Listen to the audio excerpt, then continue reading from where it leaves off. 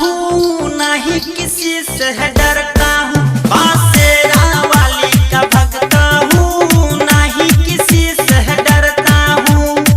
बोली बोली मनसा माई की जय। Ankita digital recording studio, Campierganj, Gorakhpur. Mix by Kanchan राज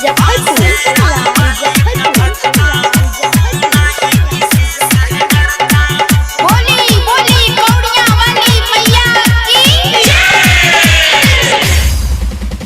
कर न फिकर तू सुन ले रे सजनी, लाल चुनरिया चढ़ाना है। माँ के दुआरिया चल के जल्दी हाथ जोड़ के आना है, आना है। कर न फिकर तू सुन ले रे सजनी, लाल चुनरिया चढ़ाना है।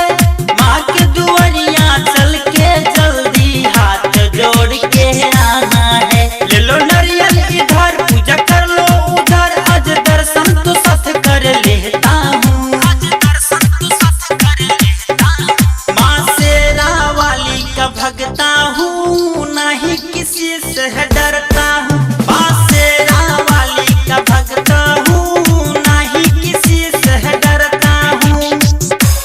प्रेम से बोली माता रानी की जय। मिक्स बाय कंचन राज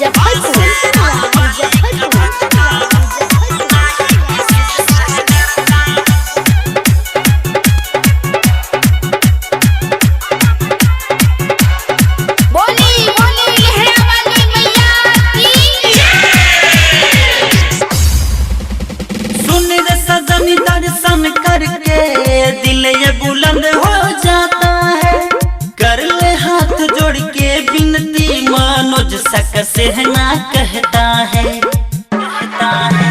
सुन रे सजन, दर्शन करके दिल ये बुलंद हो जाता है। कर ले हाथ जोड़ के विनती, मनोज सक से ना कहता है। लेके अड़हुल के फूल, लेके हाथे कपूर, माँ के मंदिर में जाके जलाना है,